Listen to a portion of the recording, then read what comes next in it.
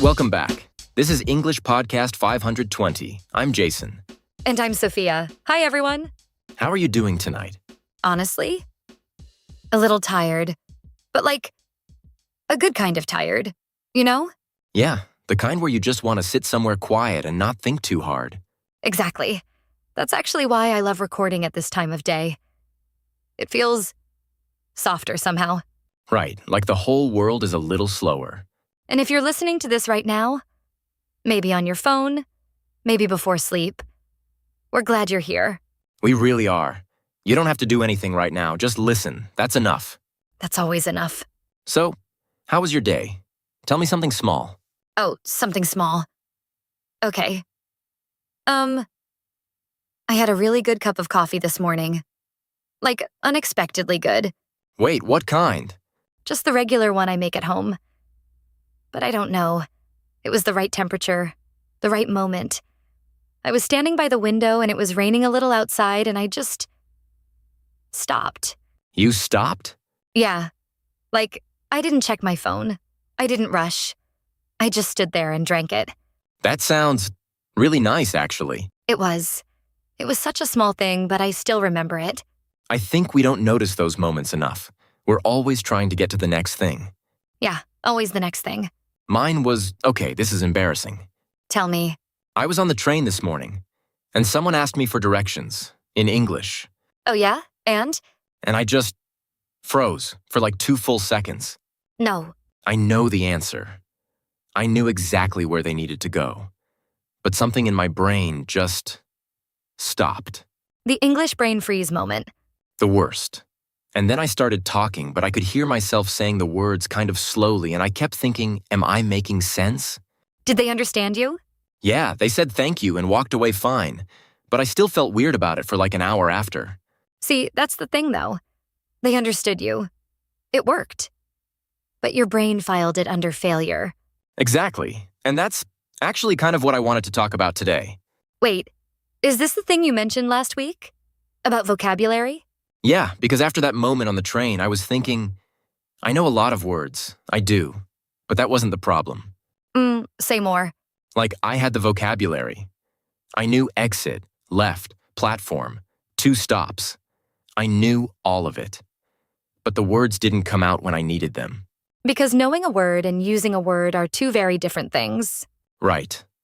And I think a lot of people who are learning English, they feel like if they just learned more words, everything would click. I used to think that. Yeah? Oh, absolutely. I had this notebook. A big one. And every day I wrote new vocabulary. Like 30 words sometimes. That's a lot. It was a lot. But then I would try to have a real conversation and I would just go blank. Blank. Like someone turned off the lights. All those words. Just gone. And that feels so discouraging, right? Because you worked hard, you studied, and it still didn't work the way you expected. It made me feel like I was broken somehow. Which you weren't. Which I wasn't. But it took a long time to understand why. Okay, so let's talk about this. Why does that happen? You know the words. You studied them. But in a real moment, nothing. I think there's a difference between knowing something in your head and having it in your body. Your body? Like when you drive a car. You don't think about how to move your hands. Your hands just know. Because you've done it 1,000 times. Exactly. But imagine if someone taught you about driving only from a textbook. Only words, only rules. And then suddenly you're in the car and someone says, go. Oh no. Right? You'd know all the rules, but you couldn't move. Because knowledge in your head is different from automatic knowledge. Automatic. Yes. That's the word. Language needs to become automatic. And how does something become automatic? Repetition. But not just reading it. Using it. Hearing it. Feeling it. Okay. So here's the thing I keep thinking about. People spend so much time adding new vocabulary, but they don't spend enough time making the words they already know automatic. Yes. They're always collecting, but they never really use what they've collected. Like buying clothes and never wearing them. Oh, that's a good one. You have a full closet, but you always say, I have nothing to wear. Because nothing feels familiar enough. Nothing feels comfortable yet. And it's the same with vocabulary. You have all these words, but none of them feel comfortable in your mouth yet. Comfortable. That's the perfect word. Language is supposed to feel comfortable. Not perfect. Comfortable. And there's a really big difference between those two things. A really big difference. Because perfect is impossible. But comfortable? Comfortable you can work toward. Right. And when language feels comfortable, even simple language, you can actually use it. So, what does that look like? What does making vocabulary comfortable actually mean? Okay, I want to tell a story first. Yes, tell me. So a few months ago, I was watching the show in English, an old one, and there was this one character who said, in every single episode, I just need a minute. I just need a minute. Yeah, like whenever he was stressed or overwhelmed or didn't know what to do, he would say, I just need a minute. Simple phrase. Very simple.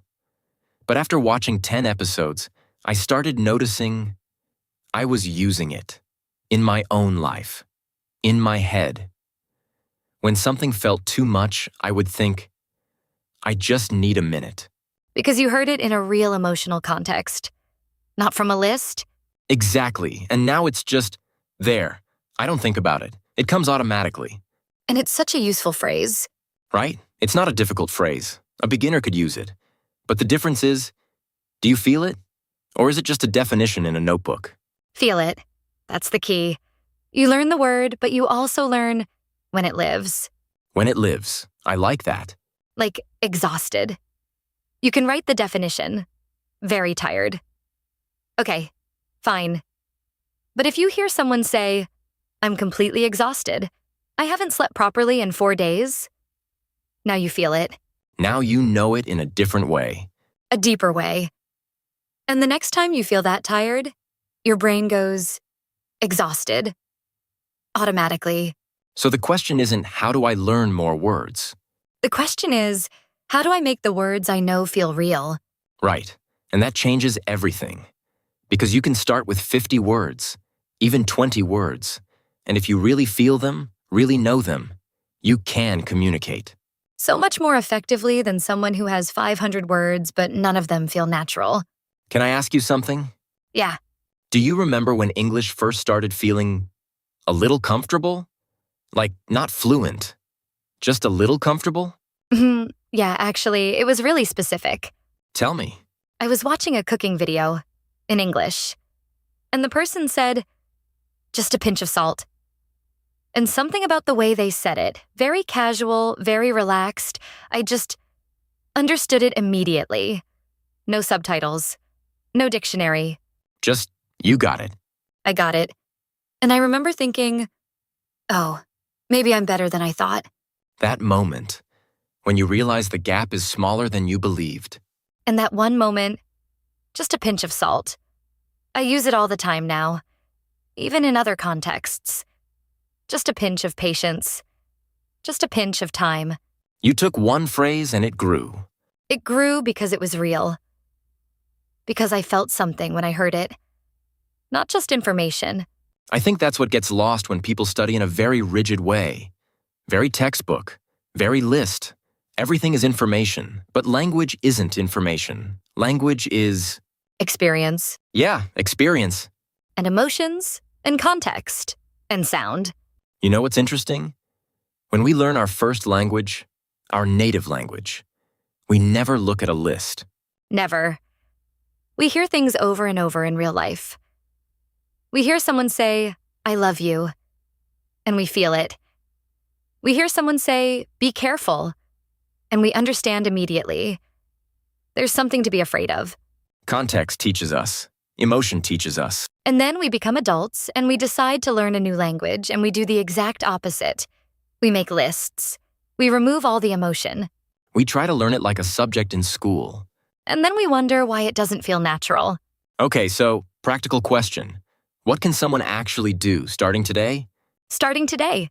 Not study more, not buy a new textbook. What's one thing? Listen more than you study. Say more about that. So, most learners spend their time studying English. They read grammar rules, they write lists, they do exercises. And studying has value, yes. But listening, actually absorbing real English, that's what builds the automatic part. Because when you listen, you're not trying to memorize. You're just receiving. Exactly. And your brain is doing a lot of invisible work in the background. It's noticing patterns. It's noticing how words feel next to each other. It's building something slow and quiet. Something you can't force. Something you can't force. And that's maybe the hardest thing to accept. Because we want fast results.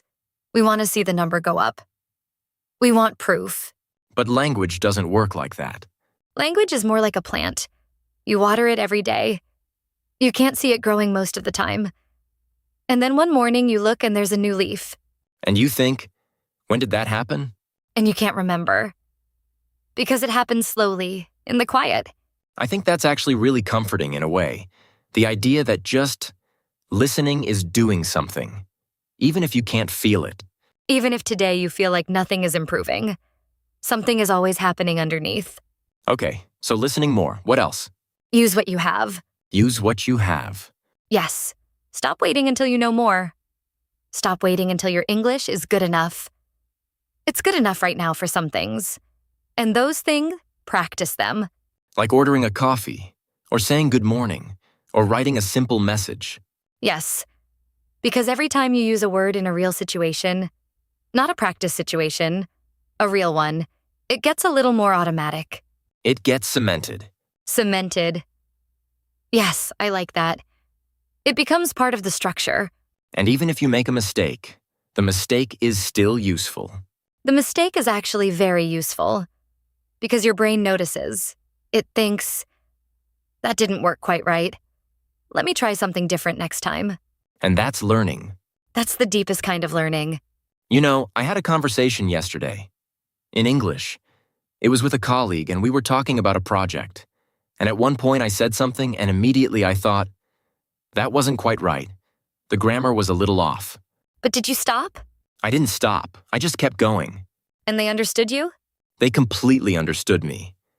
We finished the conversation, we made a plan, everything was fine. So the mistake didn't matter. In the real world, it really didn't. But here's the thing. Because I noticed the mistake, without stopping the conversation, I fixed it in my head. Quietly, privately. Yeah, and now I know how to say that thing correctly. Because I felt the difference. That's so much more powerful than studying the rule in a book. So much more. Okay, so we have listen more. Use what you have.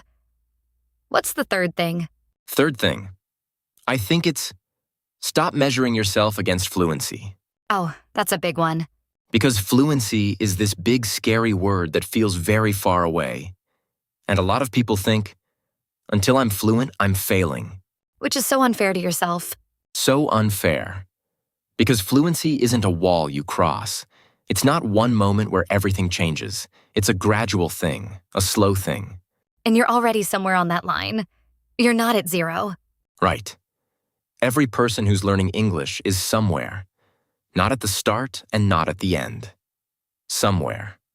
And that somewhere deserves recognition. I think people get so focused on where they want to be that they never notice how far they've come. And that's exhausting. To always be looking at the gap, the distance, what you don't have. Instead of what you do have. Yeah, so instead of I need more vocabulary, maybe the question is, what can I do with the vocabulary I already have? And I think the answer to that question is always bigger than we expect. Always bigger. Can I say something that might sound a little strange? Please. I think sometimes people are afraid to find out how much they already know. Afraid? Yeah. Because if you don't try, if you don't actually speak or write or listen, then you can always tell yourself, I would be better if I just studied more. Oh, that's really interesting. Like a protection. If I try and it doesn't go well, that's scary. But if I keep preparing forever, I'm always safe. The preparation trap. The preparation trap. And it feels like progress. It looks like studying. You're writing words, you're doing exercises, but nothing is being tested. Nothing is real. So the studying becomes a way to avoid the actual thing. And you never really know what you're capable of, because you never really try. That's kind of heartbreaking, actually. It is. And I don't say that to make anyone feel bad. I say it because I know that feeling so well. I lived in that trap for a long time. What got you out of it? Honestly, one really small moment of courage. Tell me. I was at a coffee shop, and there was a woman sitting next to me, and she was reading a book I recognized. And I wanted to say something, and I almost didn't. But you did. I said, very quietly, very simply, I love that book. 3 words. And? And she looked up and smiled and said, me too. Have you read her other ones? And we talked for 20 minutes. In English? In English. About books. About life. About where we were from. And I made mistakes. My grammar wasn't perfect. I repeated myself sometimes. But we talked. And it was real. It was so real. And I remember walking out of that coffee shop thinking, oh, I can do this. Maybe not perfectly, but I can do this. 3 words started it. 3 words. I love that book. That's all it took. Which brings us back to the beginning. You don't need more vocabulary first. You need more experience with what you already have. That's it. That's the whole thing. And experience means trying, even when it feels uncomfortable. Especially when it feels uncomfortable. Because that's the edge. That's where the growing happens. I know that sounds a little scary. It does sound scary. But here's the thing.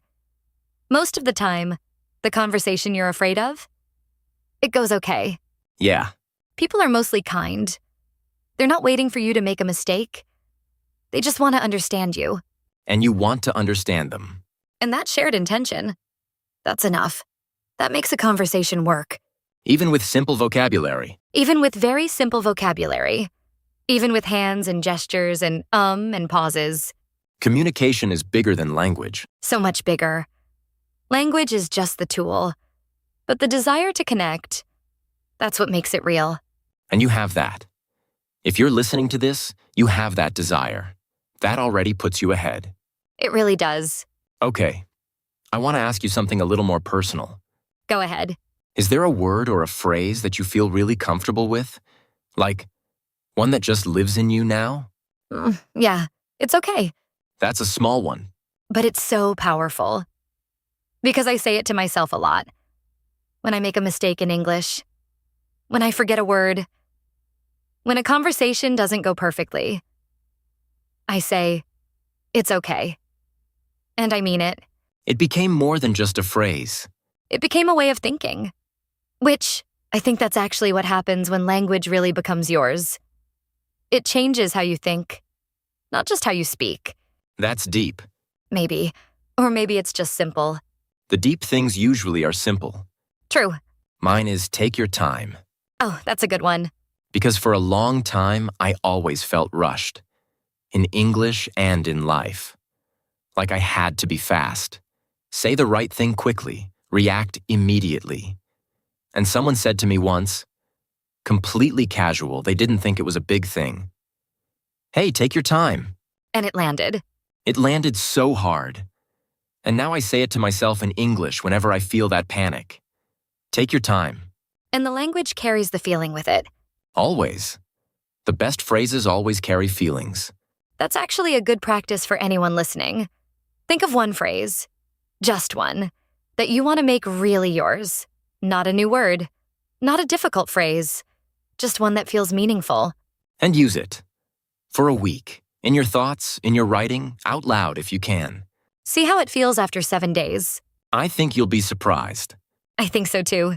Okay, I want to talk about one more thing before we close, and that's the fear of sounding simple.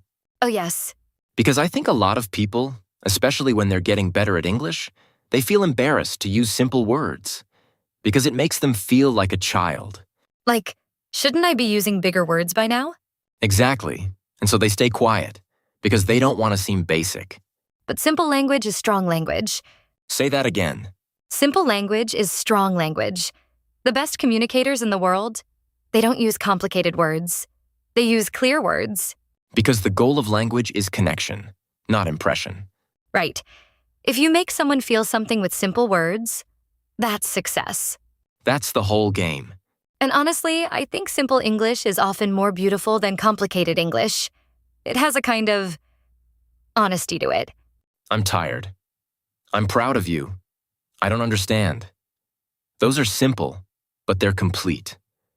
They carry everything you need. So don't wait for the perfect words. Use the honest ones. The honest ones are always enough. I feel like we could talk about this forever. We probably could. But I think maybe that's a good place to let it rest for today. Yeah, let it sit. Let it breathe a little. If you're listening to this right now, wherever you are, I hope this felt like a conversation, not a lesson. Because that's what we wanted it to be. You don't need to study tonight if you're tired. You don't need to do anything except what you already did. Listen. And that's enough. Really, that's enough. Your English is growing, even on the days when it doesn't feel like it. Especially on those days. Take care of yourself tonight. Sleep well. Or have a good morning. Or a good afternoon wherever you are in the world. This was English Podcast 520. I'm Jason. And I'm Sophia. We'll see you next time. And hey, take your time. Always.